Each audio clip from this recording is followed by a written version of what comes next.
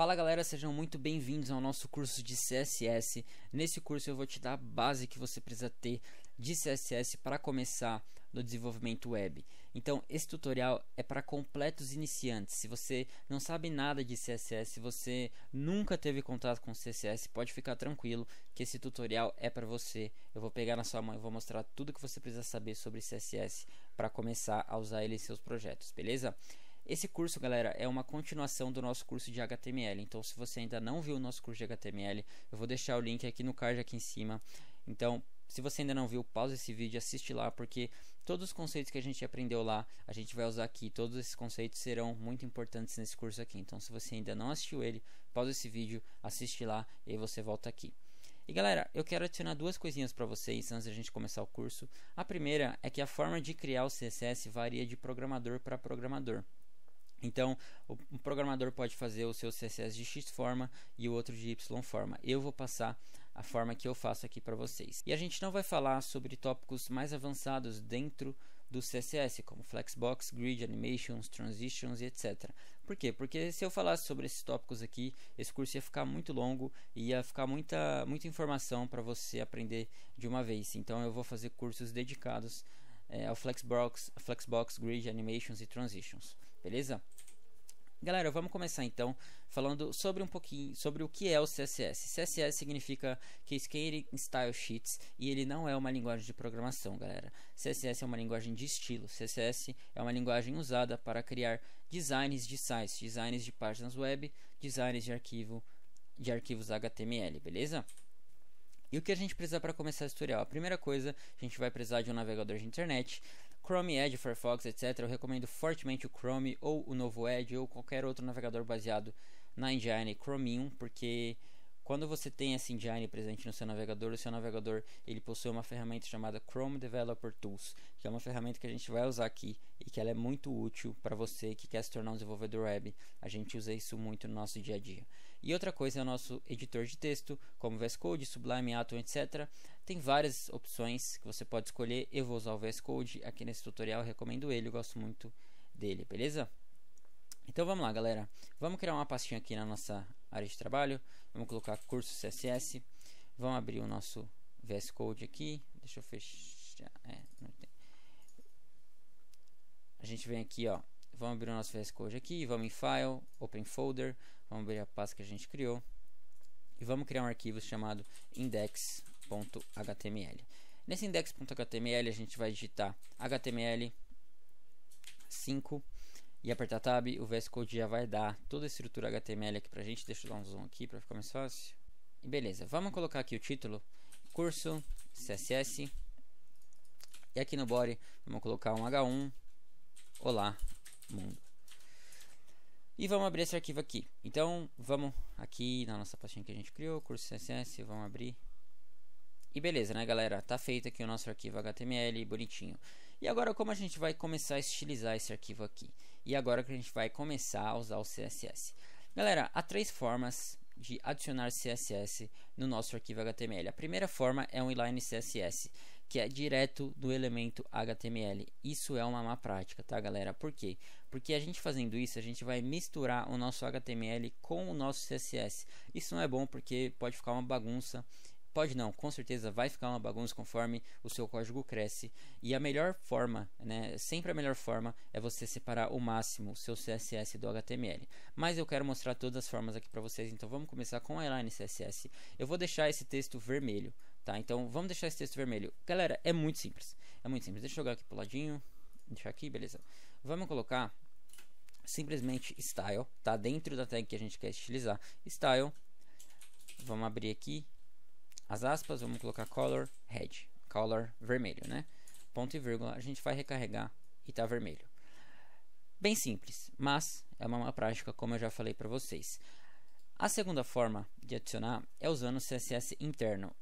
É um pouquinho melhor do que a primeira, do que o inline, que a gente usa tags style dentro do nosso documento HTML. Então vamos usar aqui, vamos fazer a mesma coisa, deixar o H1 verde, então, vermelho, perdão.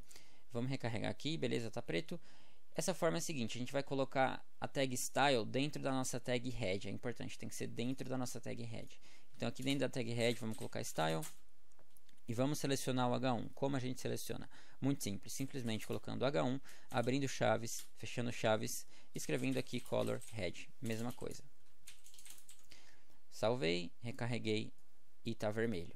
Galera, como eu disse, essa prática é melhor do que inline, mas também não é muito apropriada. Por quê? Porque conforme o seu código cresce, ele pode ficar com até milhares de linhas de código, porque o CSS normalmente ele tem muitas linhas, você adiciona muitas linhas. Então, se você tiver tudo em arquivo só, vai ficar uma bagunça. Então, a terceira forma e a melhor forma é usando um CSS externo, que a gente cria um arquivo CSS fora do nosso arquivo HTML e importa esse arquivo CSS dentro do nosso arquivo HTML. Então, vamos fazer exatamente isso. Vamos apagar isso aqui, apagar essa tag style.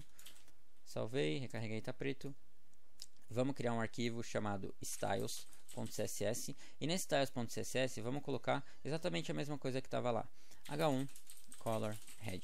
Salvei. E galera, é importante, sempre tem que terminar com esse ponto e vírgula. Então sempre que você estiver mexendo com CSS usando qualquer propriedade, como por exemplo essa propriedade color que muda a cor do texto, tem que terminar com ponto e vírgula. Então vamos voltar aqui no index.html e vamos importar. Como a gente importa, galera? É simples. Dentro da tag head, em cima da tag title aqui, vamos colocar o seguinte. Vamos abrir uma tag link e vamos já fechar ela. Isso aqui a gente aprendeu no nosso curso de HTML. Vamos fechar ela nela própria. Fazendo assim, ó, a gente coloca barra e chaves. Só isso. Agora aqui dentro do link a gente vai colocar hell style sheet, né? Porque a gente quer importar uma style sheet. E href a gente vai colocar o nosso arquivo CSS. Então a gente vai colocar ponto barra para ir para o nosso diretório atual styles.css. Vamos salvar, recarregar e está vermelho. Então esta é a melhor forma e a forma que a gente vai usar a partir de agora aqui no curso para estilizar os nossos elementos, nosso documento HTML. Agora vamos falar sobre os selectors no CSS. A gente usou um selector aqui para selecionar o H1 e mudar a cor dele para vermelho. O próprio nome já diz, selector é simplesmente o elemento que a gente quer selecionar para estilizar. Então, neste caso aqui, nesse exemplo do slide, a gente selecionou o P, certo? O selector sempre vem antes dessas chaves aqui, beleza? E dentro dessas chaves, a gente abriu e já fechou, certo? Dentro dessas chaves, a gente vai colocar todas as propriedades que são inúmeras. O CSS tem inúmeras propriedades para a gente utilizar. E cada propriedade vai fazer alguma coisa. Então, por exemplo, a propriedade color, como o próprio nome já diz, muda a cor do texto. Então, depois da propriedade color, a gente colocou o valor dela. Então, a gente quer que a cor seja vermelho, color red. Essa outra propriedade é border, que adiciona uma borda ao nosso elemento, que a gente vai ver daqui a pouquinho como que ela funciona na prática. Então, essa propriedade border, ela recebe 3 valores. Então, a gente vai se deparar com propriedades que recebem mais de um valor. Isso é completamente normal e fique tranquilo que é super de boa para pegar. Então eu quero que você entenda isso, que o selector vem antes, a gente abre a chave, fecha a chave e dentro da chave a gente coloca os valores das propriedades que a gente quer estilizar. E pessoal, quando a gente usa um selector de um elemento HTML, por exemplo, aqui a gente usou o selector do elemento P de um parágrafo, ele vai pegar todos os P's que estão no nosso arquivo HTML. Como assim? Vamos ver aqui na prática. Vamos voltar aqui para o nosso arquivinho e vamos simplesmente copiar e colar 2 vezes. Olá mundo. Se a gente recarregar, eles ficaram vermelhos também. E você pode pensar, né? Pô, mas e se eu quiser colocar outro H1 em outro lugar do meu arquivo HTML e eu não queira que ele seja vermelho? Como que eu faço? Eu só quero que esse primeiro H1 seja vermelho. Como que eu faço? E aí que entra as classes e as IDs.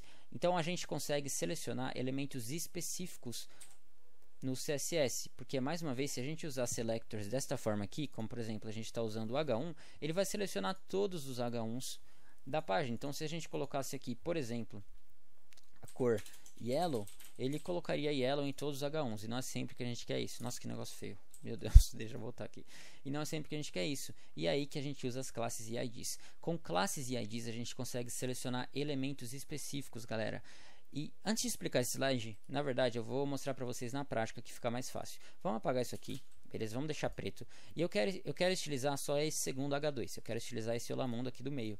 Como que a gente faz? Bem simples. Nesse segundo H1 a gente vai colocar um atributo chamado class. certo? Class. E aqui eu vou colocar, por exemplo, segundo H1. Vamos salvar, vamos voltar aqui no Styles. E galera, para a gente selecionar uma classe, porque lembre-se, isso é uma classe, isso não é um elemento HTML, tá? Isso é um atributo de um elemento HTML. Para a gente selecionar uma classe, a gente coloca simplesmente o ponto na frente dela. Então aqui a gente vai colocar ponto e o nome da classe, no caso segundo H1. Vamos abrir e fechar chaves, que a gente já aprendeu. E aqui a gente pode colocar a cor vermelha de novo. Vamos salvar e prontinho. O H1 do meio, o segundo H1 que a gente quer estilizar, ficou da cor vermelha. Ah, mas Felipe, se eu quiser estilizar o terceiro H1 também, simples. Copia essa classe. Copia essa classe aqui. Cola aqui. Salva. Estilizou os dois H1 e esse aqui não aconteceu nada com ele, beleza? Galera, agora vamos falar sobre a diferença de ID e class, porque vamos voltar aqui só para o H1 do meio, vermelho. Se eu colocar ID e mudar aqui para hashtag, porque IDs a gente seleciona eles com hashtag, tá? A classe é com ponto, IDs a gente seleciona com hashtag. Se eu mudar para hashtag aqui, selecionando ID segundo H1, vai ficar a mesma coisa. Então, quando usar cada um? Né? Porque a gente pode fazer a mesma coisa com os dois. Então, galera, a gente vai usar classes quando a gente quer selecionar mais de um elemento. A gente vai usar ID quando a gente quer selecionar apenas um elemento. Como assim? Vamos lá. Se a gente quiser deixar esses dois H1s vermelhos, a gente usa uma classe. Por quê? Porque a gente vai porque a gente quer estilizar mais de um elemento com o mesmo estilo. Por exemplo, vamos colocar a classe, em vez de segundo H1, vamos colocar H1 vermelho. Vamos salvar, vamos voltar aqui e vamos colocar H1.H1 vermelho. Vamos salvar. A gente não colocou no segundo. Vamos copiar a classe aqui. E se a gente salvar, os dois estão vermelhos, certo? Neste caso, a gente quer estilizar dois H1s para ficarem vermelhos. Então, a gente usa uma classe. Porque uma classe, a gente usa ela quando a gente quer utilizar ela em mais de um elemento. Então, essa classe aqui, H1 vermelho, a gente quer utilizar em dois H1s. Então, a gente usa uma classe. Um ID é quando a gente quer estilizar apenas um elemento. Então, vamos supor que esse H1, a gente apenas esse primeiro H1, a gente quisesse deixar ele verde. Então, a gente poderia usar um ID. Então, nesse primeiro H1, a gente coloca ID primeiro H1. A gente vai aqui, seleciona com hashtag primeiro H1, a gente pode colocar cor green, verde, e ele ficou verde, entendeu, galera? Então, usa a classe quando você quer estilizar mais de um elemento com ela, no caso essa classe H1 vermelho, estilizamos dois H1, e usa ID quando você quer estilizar apenas um H1. Mas, olha o que dá para fazer, dá pra gente usar esse ID também aqui. Se a gente, se a gente usar esse ID em dois lugares, também funciona, mas galera, isso é uma regra assim do HTML, entendeu? A própria documentação do CSS, do HTML, enfim, eles dizem que o certo é você usar classe para mais de um elemento e ID para um elemento só. Você pode muito bem usar um ID para mais de um elemento, mas não é uma boa prática. Se você não quer seguir esse padrão de ID e class, você pode simplesmente usar class em tudo, tá? Mas eu só queria mostrar para vocês, vai ter programador que vai usar ID, vai ter programador que só vai usar class, vai ter programador que vai usar ID em mais de um elemento, que não é muito correto, né? Nesse caso seria melhor usar uma class, mas você simplesmente pode escolher o que você acha melhor. Você prefere usar ID?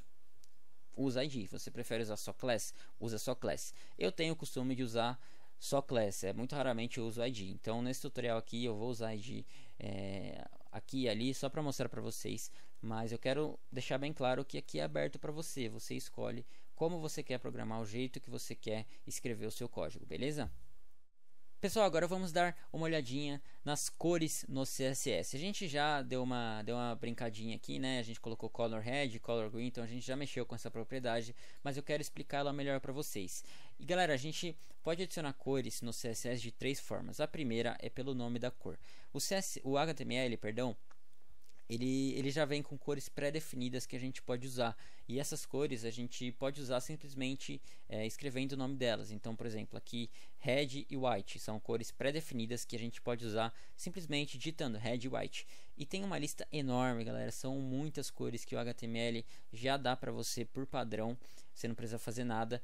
para você ver essas cores é só procurar no Google Colors HTML ou Cores HTML, que você com certeza vai achar um site, o W3 Schools principalmente, é um site muito bom, com uma referência de todas as cores disponíveis por padrão no HTML. A segunda forma é usando o código hexadecimal, que é essa segunda forma aqui, ó, que tem esse hashtag e 6 caracteres. 6 zeros assim é preto e 6 Fs é branco. Então todas as cores têm uma representação em código hexadecimal. A última forma é usando o RGB e o RGBA. O RGB, galera, é o seguinte: sempre lembre que é red, green e blue. Isso que significa. Por quê? Porque o primeiro 0 é o nível de vermelho da cor, o segundo é o nível de verde e o terceiro é o nível de blue, de azul.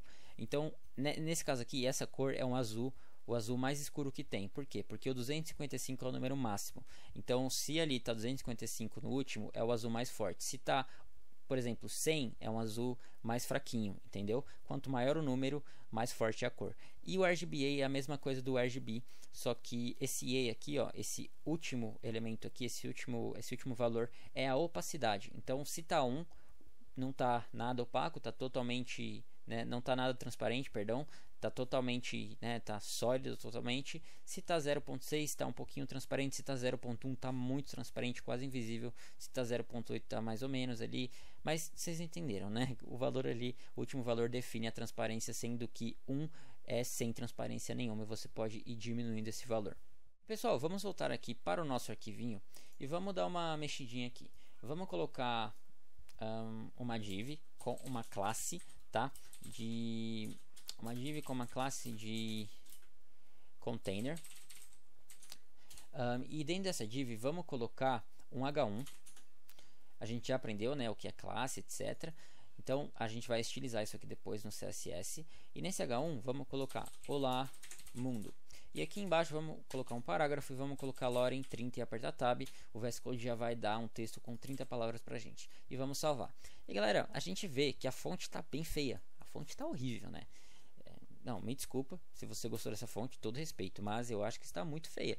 Então vamos ver como a gente pode mudar as fontes no CSS. Vamos já deletar isso aqui, e eu já quero aproveitar a oportunidade para mostrar para você um novo selector, que é o body.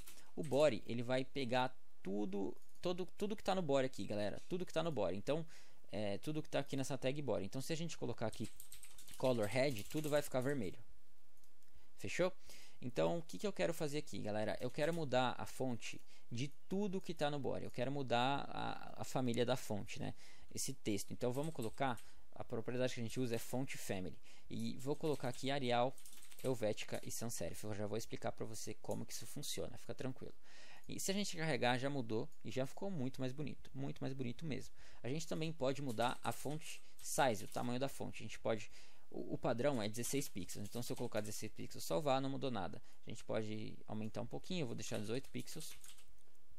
E a gente também pode colocar a fonte weight, que a gente pode colocar bold se a gente quiser deixar em negrito. Eu não vou deixar em negrito, eu vou deixar assim.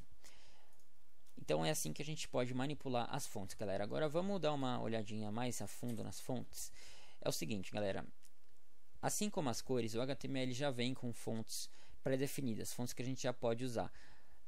Esses aqui são exemplos de fontes que já vem no HTML. E essa primeira é a que a gente usou. Arial, Helvética, Sans Serif.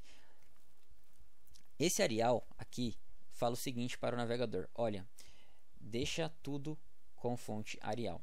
Se não tiver como deixar com fonte Arial, por algum motivo, Arial, galera, é uma família de fontes, tá? Arial é um tipo de fonte. Se não tiver como deixar Arial por algum motivo, pode deixar Helvética, que é outro tipo de fonte. E se não tiver como, né, por algum motivo, se o navegador do usuário não tem Helvética, sei lá, se por algum motivo você não conseguir nem Arial nem Helvética, coloca qualquer outra fonte que seja Sans Serif. E o que é fonte Sans Serif? A diferença essa aqui, ó, entre sans serif e serif. A gente tem esses dois tipos de fonte, sans serif e serif. Tem famílias de fontes que são sans serif, como por exemplo a Arial. Arial é sans serif por quê? Porque ela não tem essas bordinhas aqui, galera. Esse T da esquerda ele é um T sans serif e esse T da direita é um T serif. Então você vê a diferença que são essas bordinhas aqui, que eu não sei muito bem explicar, né? Mas vocês estão vendo, né? Esse T aqui é sans serif. Então se a gente voltar aqui, a gente vê que a Arial é assim mesmo. A Arial ela é sans serif. Por isso a gente colocou o sans serif aqui no fundo. Se a gente colocar, por exemplo, a fonte padrão, que é Times New Roman, você vê que ó, já fica aquelas bordinhas, já fica essas bordinhas aqui. Então essa é a diferença entre fonte sans serif e fonte serif. Galera, a gente também pode usar fontes que não vêm por padrão no HTML5. Todas essas fontes aqui que vocês estão vendo, elas vêm por padrão no HTML. Então se você digitar lá na fonte family, você consegue utilizar elas. Mas se a gente não quiser usar nenhuma delas, bom, a gente pode usar um site como Google Fonts. Então vamos procurar Google Fonts aqui no Google. Você não precisa seguir esse passo a passo comigo, tá? Só para você saber como que funciona. E, por exemplo, tem essa fonte aqui, essa fonte chamada Roboto, que é bem famosa, tem várias outras fontes aqui. Vamos clicar nessa Roboto, por exemplo, e a gente consegue escolher o tipo de fonte, né? Tem mais negrito, tem mais light, assim. Eu vou escolher essa regular, que é a normal. A gente clica em Select This Style e a gente vai em Embed aqui. E aqui, galera, a gente tem um link que parece com o nosso do CSS, né? A gente tem link, style sheet, href, etc. Para a gente usar essa fonte é bem simples. A gente vai pegar isso aqui, vai copiar e vai colar aqui, ó, dentro da nossa tag head. Se a gente colar aqui e salvar, a gente agora pode usar essa fonte, né? Se a gente recarregar não vai mudar nada, né? Tá Arial aqui. Eu vou deixar Times New Roman só para vocês verem que tá diferente. Times New Roman, né? Não mudou nada porque a gente não definiu em nenhum lugar que a gente quer usar essa fonte que a gente acabou de instalar. Para definir é simples, é só copiar isso aqui também, ó, fonte family Roboto ou sans serif. Se a gente colocar aqui, tudo aqui, salvei, recarreguei e a gente está usando uma fonte customizada. Mais uma vez você pode escolher, aqui tem inúmeras fontes para você usar.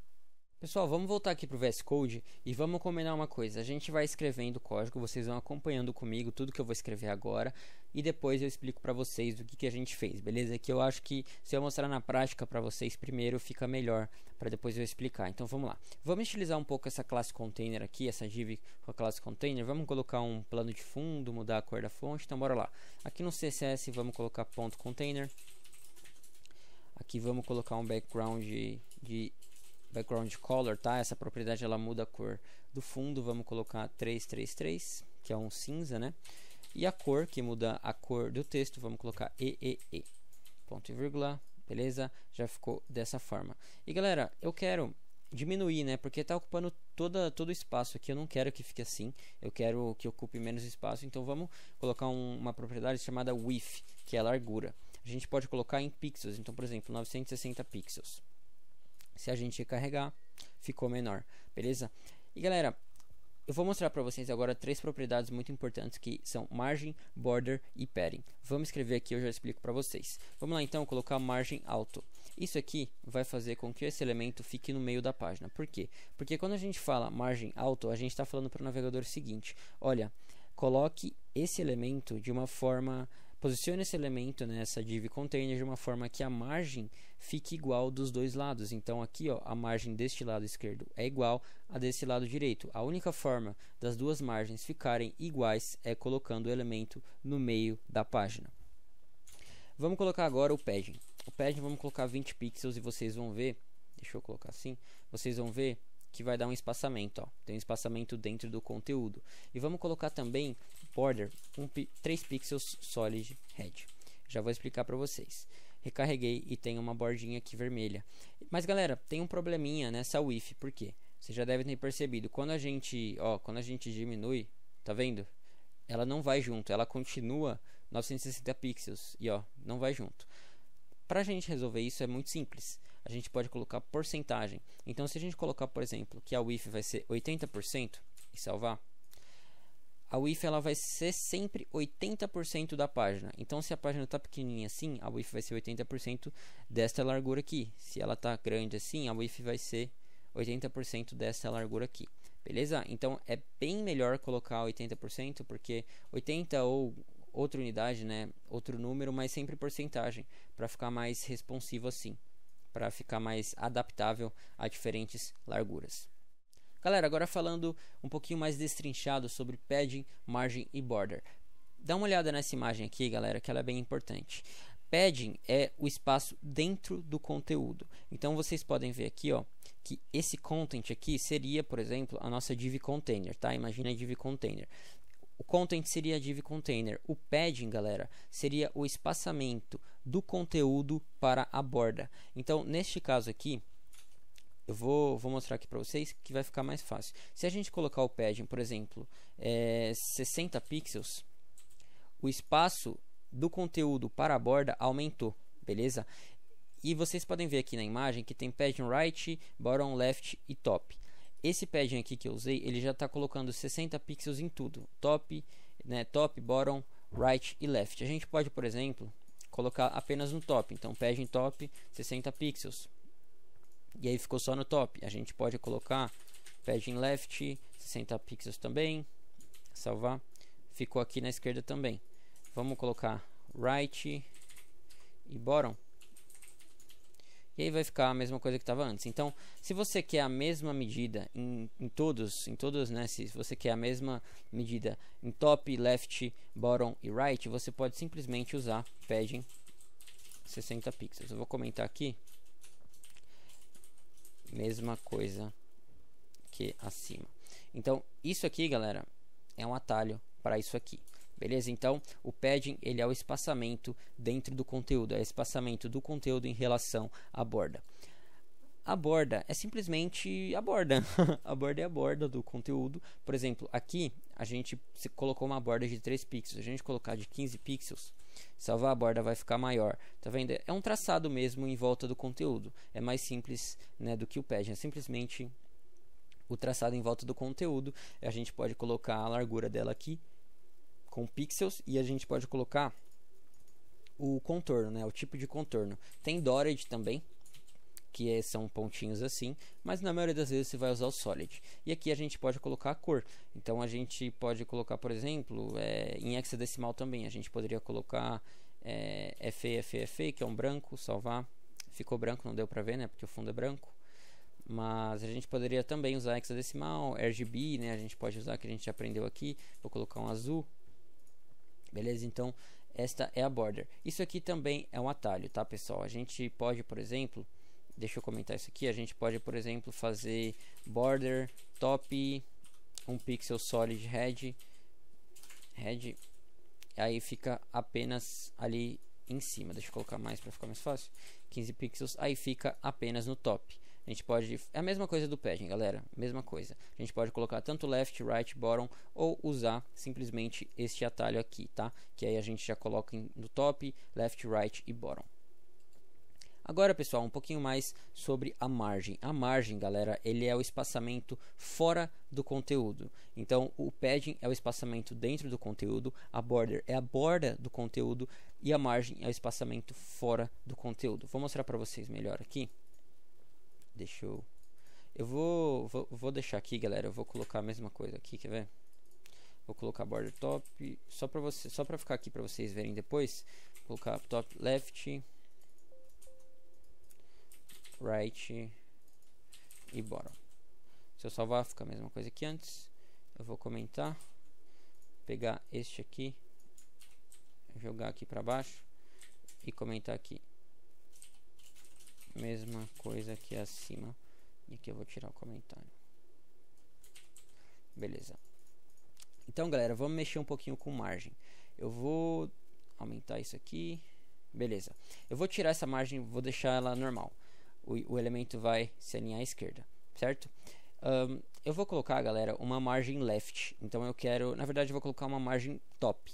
Porque, galera, ó, sempre vejam esse diagrama aqui. Margem top é aqui no top do conteúdo, é aqui na parte de cima. Então, se eu colocar, por exemplo, margem top 150 pixels, o conteúdo ele vai ficar com um espaçamento aqui fora dele de 150 pixels. Esse espaço aqui que acabou de surgir tem 150 pixels. Se eu colocar margem left 150 pixels, ele vai ser puxado aqui para a esquerda, beleza? E a gente também tem o atalho, né? Então a gente pode colocar, por exemplo, margem 50 pixels, que ele vai ficar com a margem de 50 pixels em cima, embaixo, na esquerda e na direita. Eu vou fazer a mesma coisa aqui, que eu vou disponibilizar esse arquivo, galera, para vocês baixarem. Então eu quero deixar bem organizadinho aqui, para vocês verem que a gente pode fazer tanto dessa forma aqui, né? Margem top, left, right, bottom, ou usar o atalho. Então vamos colocar margem top, left, right e bottom, e comentar aqui, mesma coisa que acima. Se a gente salvar, continua a mesma coisa. Então, galera, esse é o conceito, tá, de margem, padding e border. É bem importante, que eu quero muito que você entenda, espero que eu tenha explicado da forma mais clara possível. Para mim foi um pouquinho confuso no começo, mas é bem simples, galera. Sempre lembre, padding é o espaço dentro do conteúdo, border é a borda do conteúdo, simplesmente a borda, e margem é o espaço fora do conteúdo. Pessoal, uma observação sobre o uso de margem, padding e border. Vocês já podem ter notado que quando a gente diminui aqui a nossa página, o elemento não está se comportando igual estava antes, né? Antes ele estava se adaptando, né? A largura, como 80%, estava se adaptando à largura do site, mas agora não está mais. Por quê, galera? Porque o comportamento padrão do CSS é o seguinte: quando a gente coloca padding, a largura do nosso elemento ela aumenta. Então esse 80% ele meio que não funciona mais. Por quê? Porque estava 80%, mas como a gente colocou padding, border e margem, a largura do elemento em si ela aumentou. Tá? Então ele não está mais responsivo, porque pixels não são responsivos, beleza?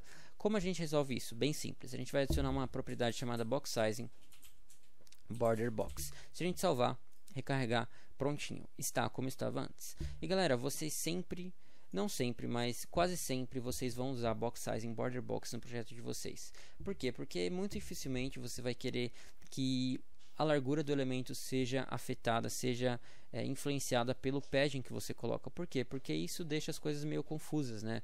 Você não vai mais saber qual é a largura exata do elemento, porque o padding vai influenciar, entendeu? Então, normalmente, na grande maioria dos casos, você vai querer usar o box sizing border box, porque você vai ter um controle maior da largura, você vai ter um controle exato da largura do seu elemento, e a largura não vai ser influenciada por propriedades como padding, border e margem, beleza? Então, entendam isso, que box sizing border box vai ser quase sempre utilizada, porque para mim, pelo menos, é o mais recomendável, beleza?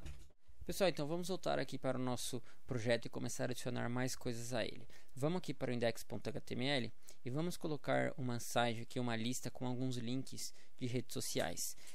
Então vamos lá, a site, vamos colocar uma lista aqui, vamos colocar uma li e vamos colocar um way, que é link, né?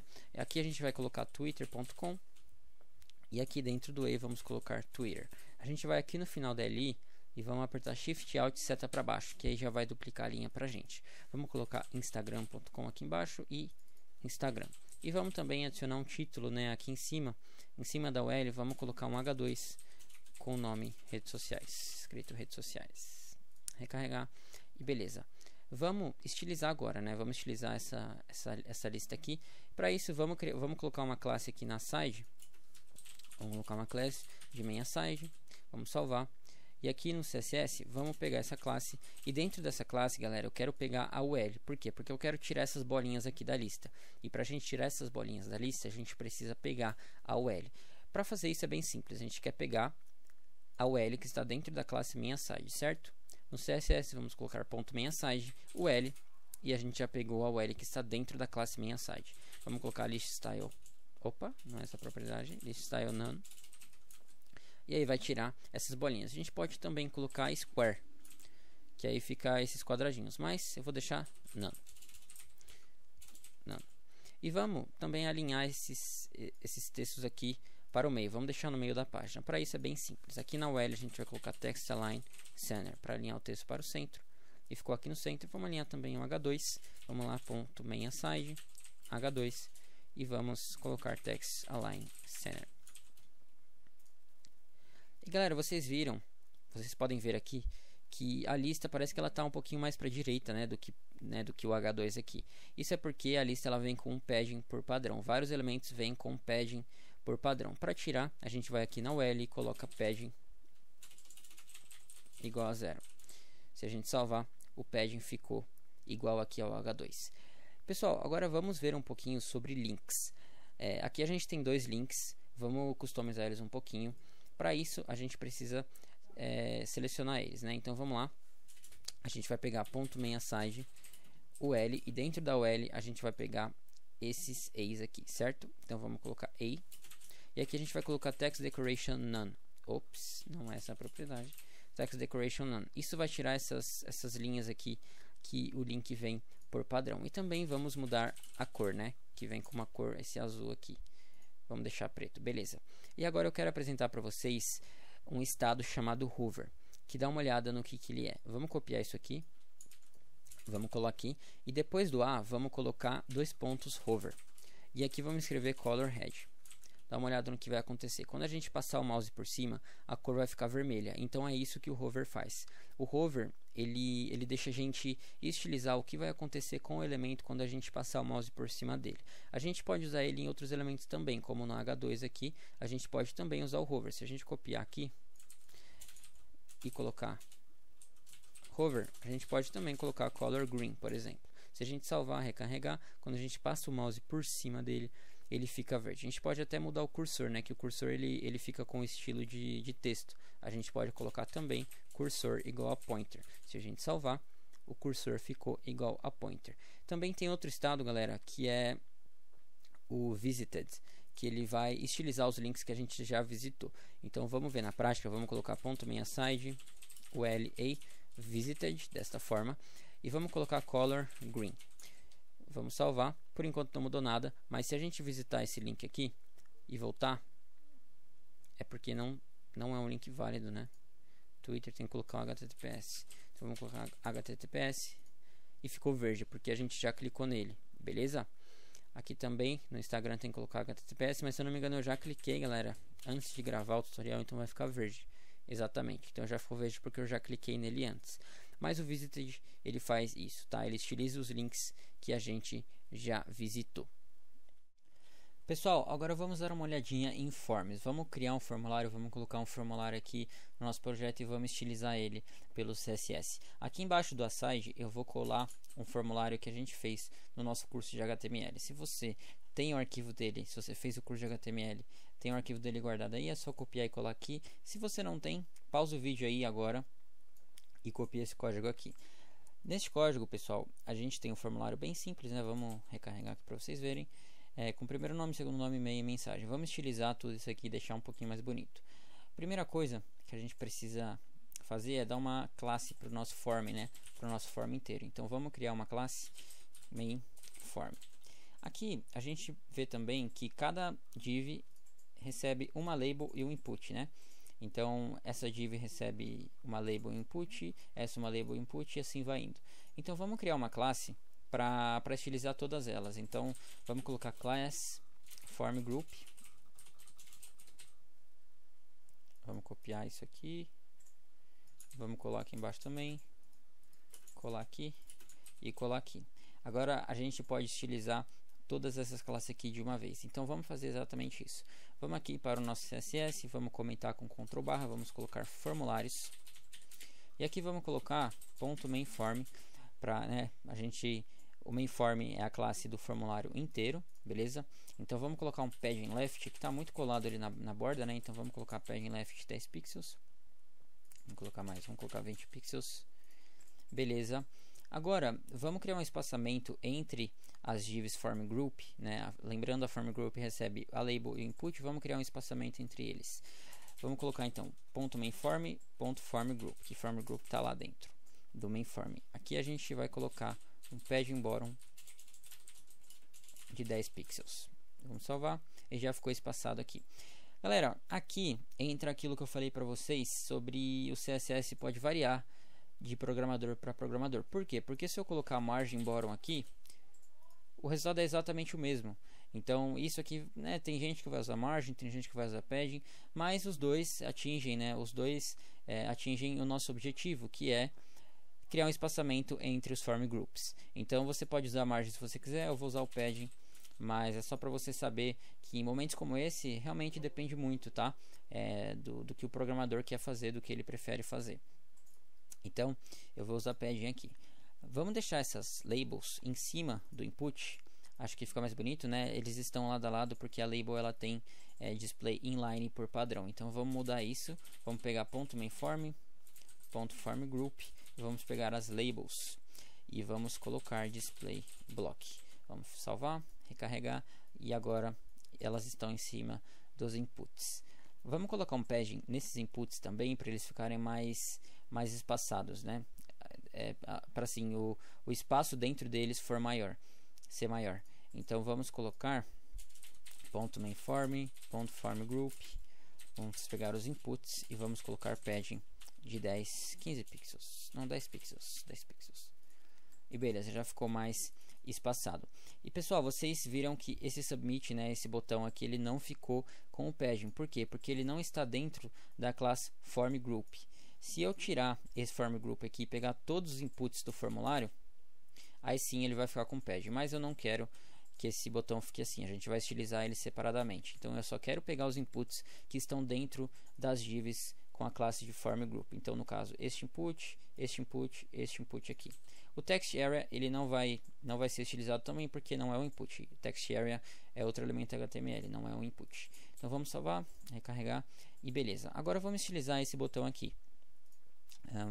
Vamos criar uma classe chamada button. Primeiro vamos aplicar nessa classe nele aqui. Então vamos colocar input class button.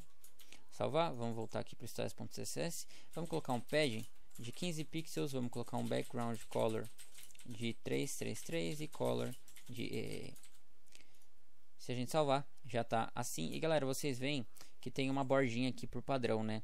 Os inputs eles vêm, né, inputs de tipo button assim, eles vêm com uma borda por padrão. Então vamos colocar border none.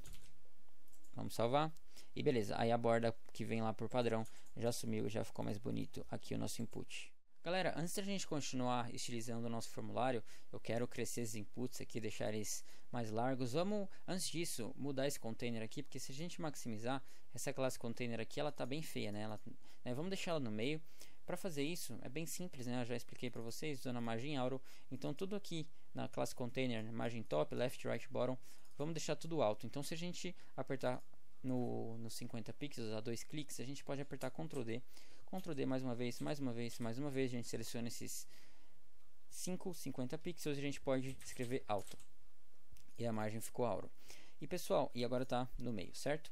E galera, eu falei com vocês sobre o box size em border box. Falei que normalmente a gente sempre vai querer usar ele em todos os nossos elementos. Então vamos aplicar ele em todos os nossos elementos, em todos os elementos do nosso site. Para fazer isso é muito simples. A gente vai aqui no CSS, em cima do body, a gente escreve um asterisco, coloca uma chaves, fecha chaves e cola aqui box size em border box. E aí todos os nossos elementos agora terão esse comportamento box size em border box, ou seja, a margem, o padding e o border não interferirão na largura dos nossos elementos. Vamos então continuar a estilizar os inputs, vamos deixar eles maiores, né? E vamos lá então, aqui formGroup input, vamos colocar o if 100%, vamos recarregar e a gente vê que ele ocupou a página inteira. Eu não quero isso, galera, eu quero criar uma div mais ou menos igual a container, né? Que seja um pouquinho menor e que fique no centro da página. Então vamos fazer exatamente isso. Vamos criar uma div aqui em cima do form chamada box. E vamos pegar todo esse form aqui, selecionar tudo, apertar Alt seta para cima, ele vai mover para cima. Ou você pode recortar com Ctrl X e Ctrl V e colar aqui. Vamos salvar.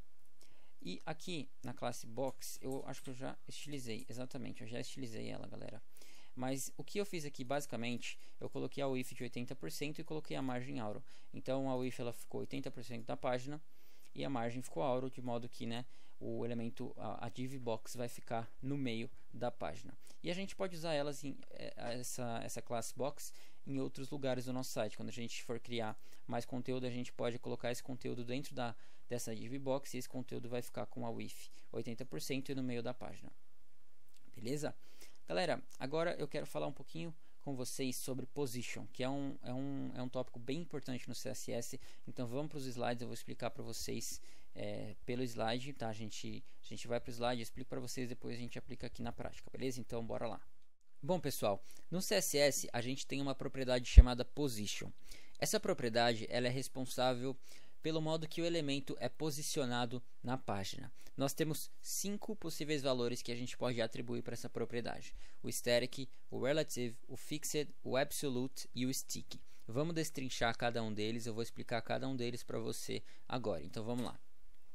O primeiro valor, o static, ele é o valor padrão, ou seja, todos os elementos HTML possuem static em sua propriedade position por padrão. E quando o elemento ele é estaticamente posicionado, quando ele tem static na sua position, ele segue o fluxo da página. Como assim, Felipe? Fluxo da página. Dá uma olhada nessa imagem aqui, nós temos 3 divs, certo? Cada div está ocupando 100% da largura da sua linha, certo? Vamos aqui por partes, então. Essa primeira div, ela ocupou 100% da largura da primeira linha, certo? A segunda div, ela viu que a primeira div está ocupando 100% da primeira linha. Então, não tem espaço para essa segunda div na primeira linha. Então, ela vai simplesmente se deslocar para a segunda linha. E a terceira linha a mesma coisa. Ela vai ver que a segunda linha está totalmente ocupada e vai se deslocar para baixo. Esse é o fluxo da página. O fluxo da página é simplesmente isso. Quando uma linha está 100% ocupada, o próximo elemento vai para a linha de baixo. Esse é o fluxo padrão de uma página HTML. E as propriedades top, bottom, right, left não são aplicáveis a esse tipo de position. Eu vou explicar para vocês na próxima position o que esses valores, o que essas propriedades top, bottom, right e left fazem. Então vamos lá. A próxima position é a relative. Quando o elemento ele tem uma posição relativa, uma position relative, ele é posicionado em relação à sua posição normal. Então ele continua em sua posição normal ali, seguindo o seu fluxo, mas agora as propriedades top, bottom, right e left são aplicáveis. Então essas propriedades, elas fazem, basicamente, elas movem o elemento. Então, a propriedade top, ela move o elemento baseado no top, né, baseado na sua parte de cima, o bottom na sua parte de baixo, e assim vai. Aqui tem uma imagem, ó, dá uma olhada, galera. A gente tem uma classe relative, certo? E essa classe, ela tem duas propriedades aqui que a gente acabou de aprender, que são left e top, e a position relative, obviamente. Vocês podem ver que aqui, ó, a gente colocou left 30 pixels. Então, aqui na esquerda da div, ela tem um espacinho de 30 pixels, certo? Que é esse left 30 pixels que a gente colocou. E aqui no top, a gente também tem um espaçamento de 50 pixels. Eu vou mostrar na prática para vocês. Vamos brincar um pouquinho com a position relative para a gente entender direitinho. Então, vamos lá. Então, galera, eu saí um pouquinho do nosso projetinho só para mostrar para vocês a questão da position aqui. Eu acho que nessa plataforma que vai ficar mais fácil. A gente tem o nosso código HTML aqui e ele é mostrado para a gente aqui em tempo real, beleza? Então aqui a gente tem o mesmo exemplo aqui do slide, certo? Uma div com a classe relative, position relative, left top aqui. Vamos tirar esse left top para vocês verem que a div ela está normalmente posicionada. Se eu colocar position static aqui e rodar, não muda nada, certo? É o que eu falei para vocês. A position relative, o elemento ele se comporta normalmente, tá? O comportamento dele é normal no fluxo da página, ele segue o fluxo da página. Agora, quando eu colocar relative e colocar, por exemplo, uma propriedade top, dá uma olhada no que vai acontecer. Eu vou colocar top 100 pixels e vou rodar.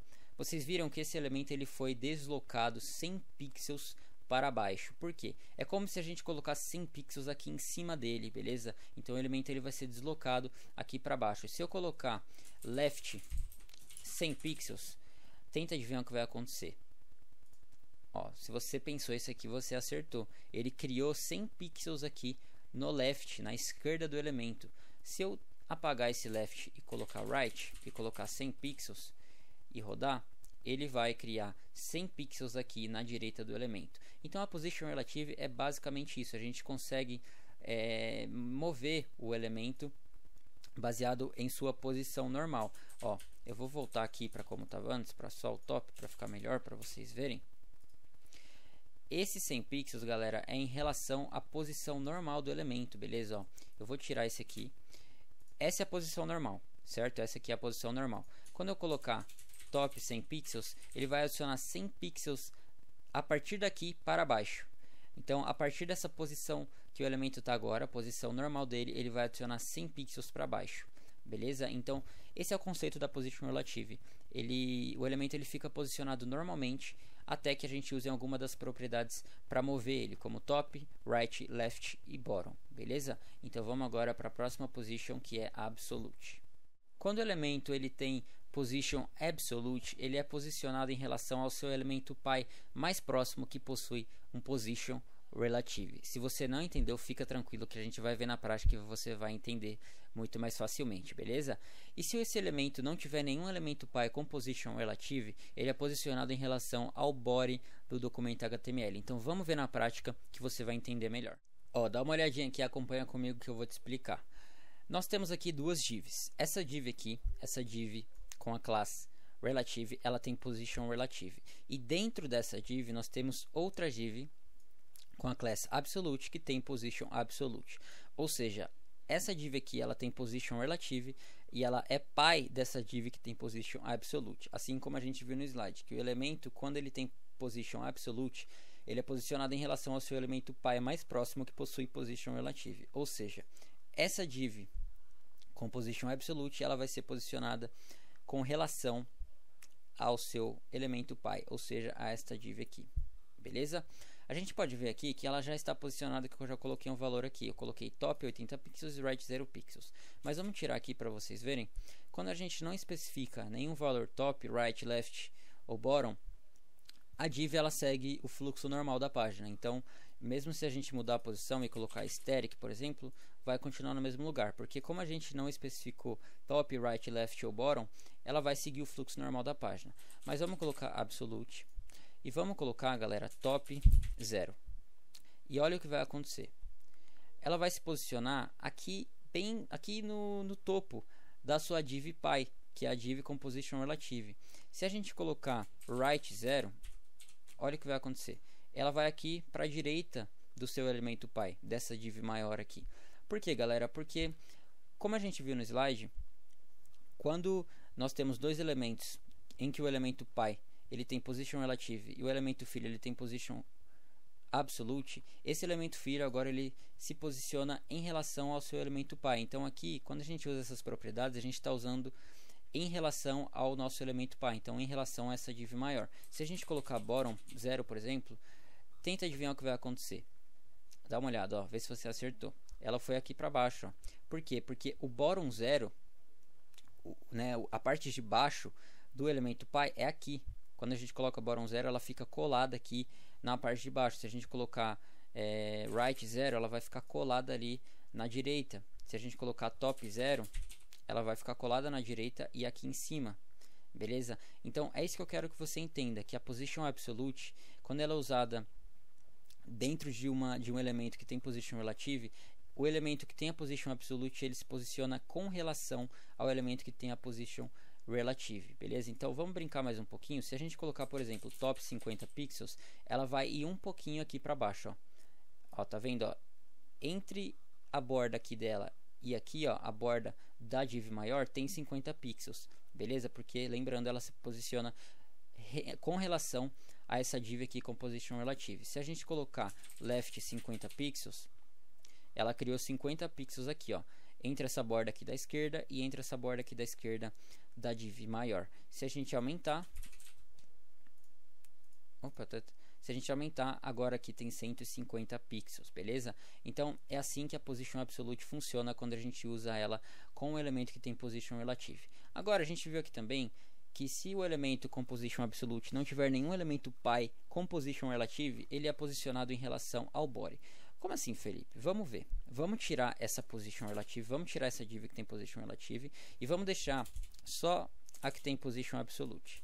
E vamos tirar esses valores aqui top e left. Se a gente rodar, a gente vê que ela está posicionada normalmente, ela está seguindo o fluxo da página. Tanto que se a gente colocar static, ela fica a mesma coisa, porque, mais uma vez, a gente não aplicou nenhuma propriedade top, right, left ou bottom. Se a gente colocar absolute e colocar top 0, dá uma olhada no que vai acontecer. Agora, ela está se movimentando em relação ao documento em si, em relação à tag body. Lembra que a tag body ela guarda todo o documento HTML, tudo que aparece na página? Então, ela está se posicionando em relação ao body. Por quê? Porque ela não tem nenhum elemento pai em volta dela que tem position relative. Se a gente colocar bottom aqui 0, tenta adivinhar o que vai acontecer. Ó, dá uma olhada no que aconteceu, vê se você acertou. Ela veio aqui para baixo, por quê? Porque esse aqui é a parte de baixo do elemento body, esse aqui é a parte de baixo do documento que a gente está vendo, documento HTML. Se a gente colocar right 0, ó, ela vai aqui para a direita. Se a gente colocar right 50 pixels, ela vai criar um espaço de 50 pixels entre a borda direita aqui do body, entre a borda direita aqui da página e a borda direita aqui do nosso elemento composition absolute, beleza? Então normalmente a gente usa o position absolute com uma div com position relative. A gente usa normalmente assim, ó, igual estava antes, porque aí você tem mais controle. Não faz muito sentido você querer mexer assim, sem uma div composition relative em volta da sua div composition absolute. Para isso a gente usaria outra position, que é a próxima que a gente vai aprender aqui, que é a position fixed, beleza? Então espero que tenha ficado claro.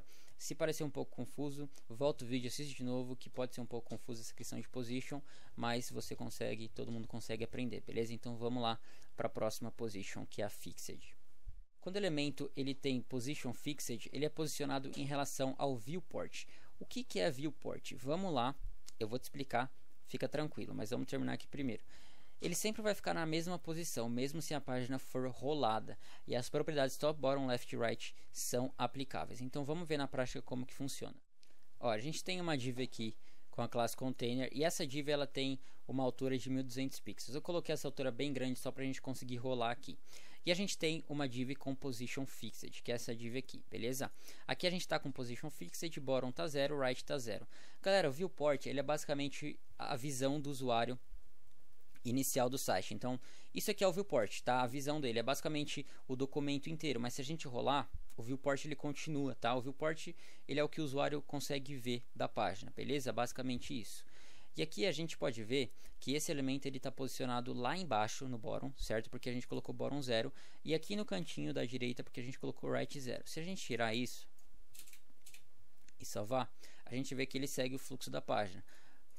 Mais uma vez, para ele quebrar esse fluxo da página, a gente conseguir mexer nele, a gente tem que usar as propriedades que a gente já aprendeu. Então, por exemplo, top 0, ó, ele vai para cá. Ele é bem semelhante ao absolute, galera. O absolute, quando a gente não usa nenhum parente, quando a gente usa a position absolute sem usar um elemento em volta dele que tem position relative, ele se comporta da mesma forma que o fixed. Ele se mexe, ele é movimentado em relação ao body do documento, em relação ao viewport do usuário, beleza? Então se a gente colocar, por exemplo, bottom 0, tenta adivinhar o que vai acontecer.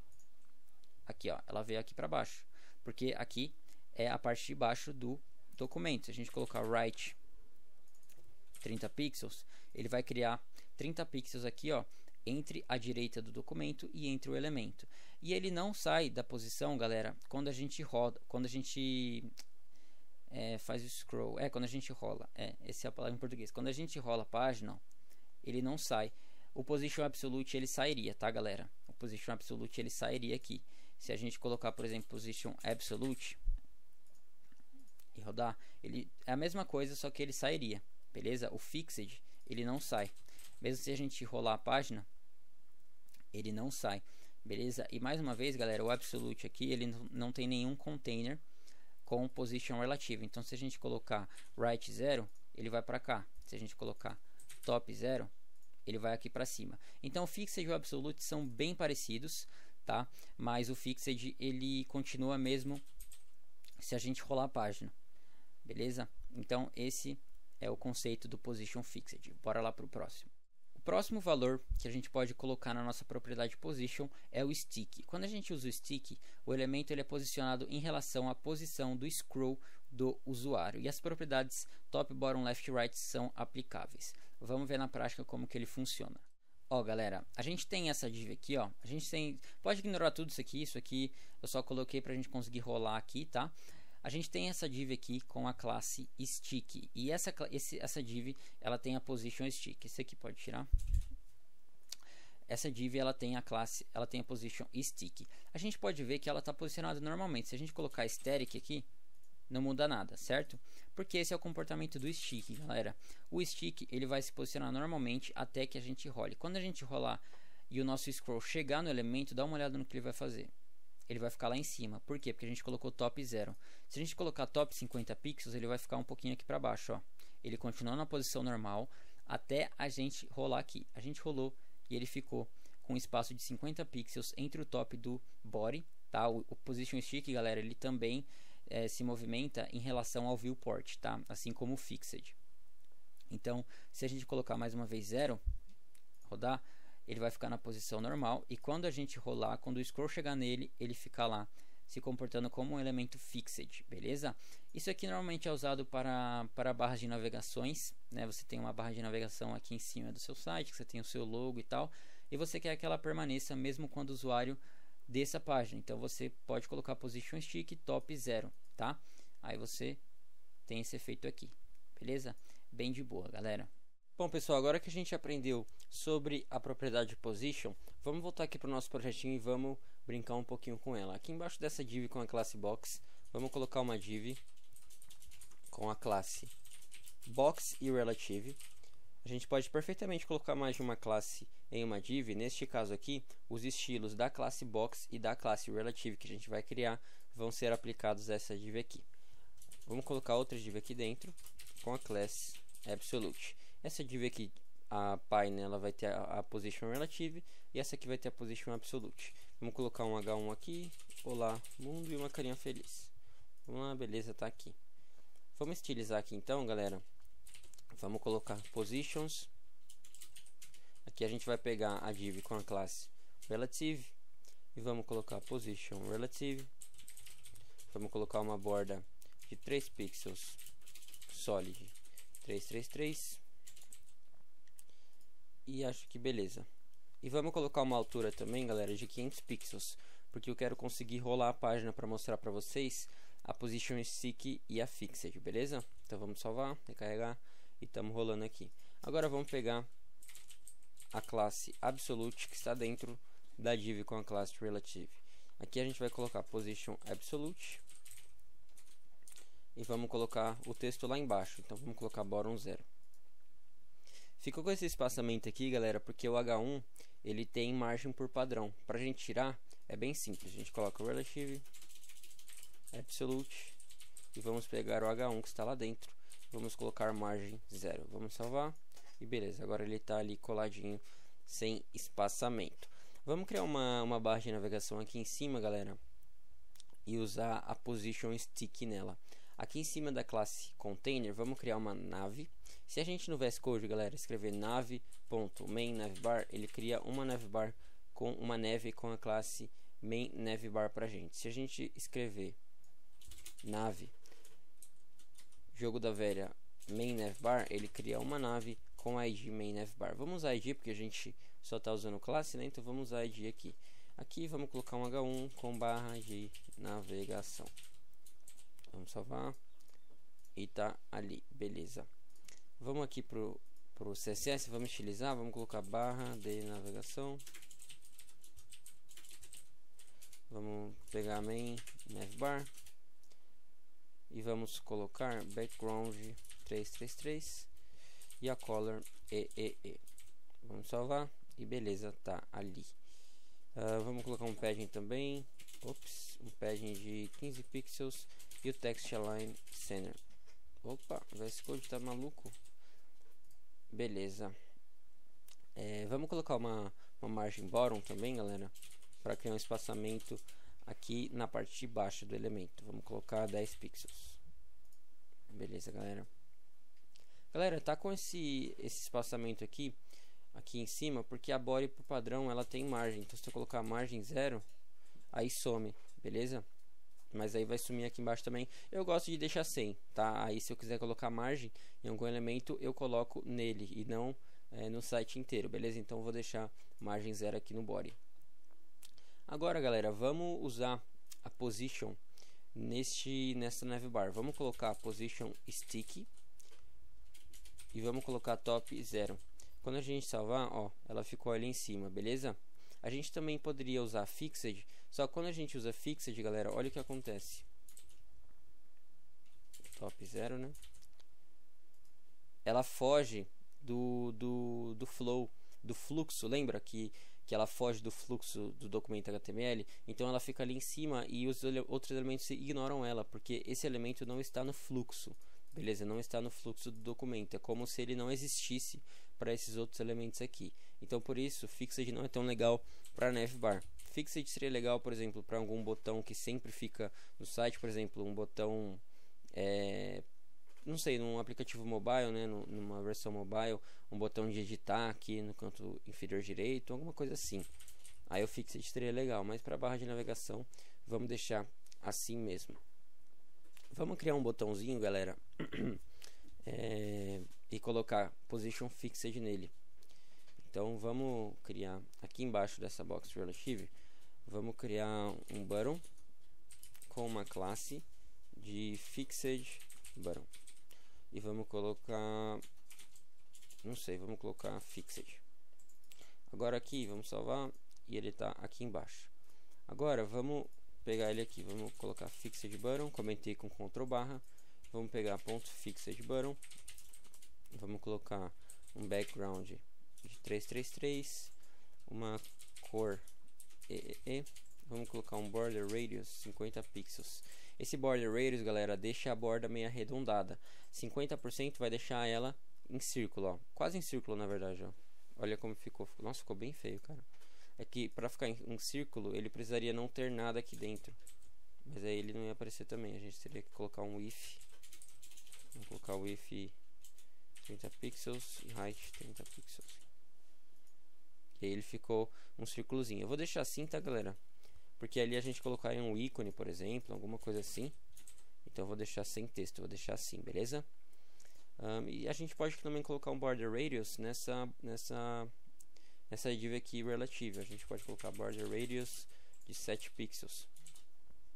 Aí ela fica meio arredondadinha assim, beleza? Esse fixed button, então, vamos colocar position fixed. E eu quero colocar ele aqui embaixo no canto inferior direito. Então vamos colocar bottom 0 e right 0. Ele ficou aqui. E a gente pode criar uma margem também. A gente pode colocar margem 20 pixels, ele vai criar um espaçamentozinho aqui, ó. E perfeito, ele ficou ali, beleza? Ele não interfere em nada no restante do site, beleza? Então a gente brincou um pouquinho com as positions, usamos todas que a gente pode utilizar aqui e fica como referência para você olhar depois, caso você tenha dúvida ou esqueça de alguma coisa. Agora vamos ver uma coisinha bem legal que são as pseudoclasses. Bom, galera, dentro das pseudoclasses nós temos alguns elementos. A gente já viu o hover, que ele muda o comportamento do elemento quando a gente passa o mouse por cima dele, e ele é uma pseudoclasse. Mas eu quero apresentar para vocês 3 pseudoclasses novas que são usadas para selecionar elementos filhos. Então, a gente tem essas 3 aqui que são usadas para esse objetivo. Essa primeira, ela seleciona o primeiro elemento filho do elemento. Essa segunda seleciona o último. E essa Infant Child, ela seleciona o elemento que a gente colocar aqui entre parênteses. Então, vamos lá ver na prática, que fica mais fácil para você entender. Vamos voltar aqui para o VS Code. Vamos criar uma lista aqui embaixo para eu demonstrar para vocês esse conceito. Então, vamos criar uma div com a classe de vamos colocar categories, beleza? Aqui a gente vai criar uma UL, vamos pegar uma lista e vamos colocar Loren 5 e vamos apertar aqui no final Shift Alt, seta para baixo 4 vezes, 1, 2, 3, 4, beleza. E galera, vocês veem que eu não estou usando muitas tags semânticas, né? Por exemplo, article, section, eu não costumo utilizar, tá, galera? Vai de programador para programador, não é uma regra absoluta assim do HTML você usar essas tags, então vai de você, tá? Vai do jeito que você prefere fazer o seu documento HTML. Aqui eu poderia muito bem usar uma section, por exemplo, beleza? Então vamos aqui, vamos salvar e tá aqui. Vamos colocar um H2 aqui também, colocar categorias para ficar um título aqui, fechou. Vamos aqui para os styles e vamos comentar categories. E aqui a gente pode colocar ponto categories, vamos pegar o L que está lá dentro, vamos tirar vamos tirar essas bolinhas ali, beleza? E vamos colocar, galera, essa div, vamos colocar box também, que ela já vai se alinhar ao centro e já vai ter uma margem assim bem bonitinha, né? Beleza, vamos agora, galera, usar esses elementos aqui. Vamos pegar, vamos tentar, eu quero estilizar esse primeiro LI aqui. Como que eu faço isso? Usando um pseudo selector, uma pseudoclasse, perdão. Bem simples, a gente coloca .categories, o li first child, certo? Que eu quero selecionar o primeiro elemento filho. Esse li, ele é um elemento filho do ul. Então a gente pode selecionar o primeiro elemento filho da ul desta forma aqui, beleza? O primeiro li, que é o primeiro filho li da ul, a gente pode selecionar assim. Então a gente pode colocar color red, por exemplo. Vamos salvar e beleza, ó, perfeito. Primeiro elemento filho, primeiro li filho da ul foi estilizado. Vamos colocar o último filho. A gente coloca last child, color green. E o último elemento filho ele foi estilizado com a cor verde. A gente também pode usar o nth_child, que a gente pode escolher o número do elemento filho que a gente quer estilizar. Aqui, ó, vamos colocar nth_child. E eu quero estilizar a terceira ali, ó. 1, 2, 3. Quero estilizar essa terceira. Simples, coloco 3 aqui. Ops, abro chaves. Vou colocar a cor blue.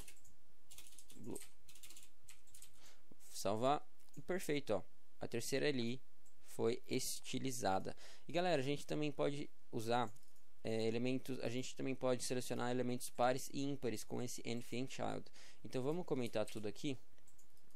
Vamos colocar ponto categories, o li nth_child. E aqui, ó, a gente tem que salvar. Salvamos, beleza, tá sem. E aqui a gente pode colocar even. É even? É even, se eu não me engano, even, né? Vamos ver. Even color head. E todos os elementos pares foram selecionados, né? Porque even é par em inglês. Então aqui a gente estilizou a segunda, li e a quarta. Se a gente colocar mais uma aqui, ó, se a gente apertar Shift Alt, seta para baixo mais uma vez, a gente tem 6 aqui, né? Então 2, 4, 6 foi estilizado. A gente também pode fazer a mesma coisa com elementos pares. Então ponto categories, o li nth_child, odd, que odd é ímpar em inglês, e a gente pode colocar color blue. E a gente estiliza os elementos ímpares, beleza? Então esses são os pseudoclasses que a gente usa para selecionar elementos filhos no CSS. Bom pessoal, chegamos ao fim do nosso curso de CSS. Muito obrigado por ter chegado até aqui. Se orgulho bastante de você mesmo por ter assistido até aqui, porque você aprendeu muita coisa que vai ser muito útil para você na sua trajetória como desenvolvedor web, beleza? Eu tenho duas coisinhas para falar para você. A primeira é que você precisa praticar bastante. CSS a gente viu que tem muitas propriedades e eu nem mostrei todas as propriedades aqui para você, porque senão o vídeo ia ficar horas e horas e horas de conteúdo, porque são muitas propriedades que você pode utilizar no CSS. Então continue praticando, procure no Google mais propriedades, seja curioso, vá em sites como W3 Schools que tem todas as propriedades do CSS para você ver o que cada uma faz, beleza? E caso você tenha ficado com dúvida em algum tópico, pode perguntar nos comentários, perguntar lá no Instagram que eu ajudo você, mas também reassista o curso, tá? Reassista esse vídeo caso for necessário, porque quando você reassistir você vai fixar ainda mais o conhecimento. E no futuro eu vou aprofundar em tópicos mais técnicos e avançados sobre o CSS, como Flexbox e Grid. Eu vou lançar 2 cursos especialmente para esses 2 tópicos, beleza? Até lá, pratique bastante, reassista o vídeo caso for necessário. E se você já quiser indo dando uma pesquisada em Flex e Grid, em display, nesses 2 tópicos, né, tanto Flex e Grid, fique à vontade, porque são tópicos legais também. Mas a gente vai lançar um curso nosso aqui para ensinar você da melhor forma e para ser a continuação direta desse curso aqui, beleza? Eu vou deixar esse projetinho aqui na descrição para você baixar, vou deixar o link do GitHub dele e aí você consegue baixar, e aqui tem todo o código que a gente escreveu para servir de referência para você, beleza? Então muito obrigado, até o próximo vídeo. E se você gostou, se inscreve aí no canal para você não perder os próximos cursos, os próximos vídeos, e segue a gente lá no Instagram, que tem muito conteúdo bacana lá para você. Muito obrigado e tchau, tchau. Até a próxima.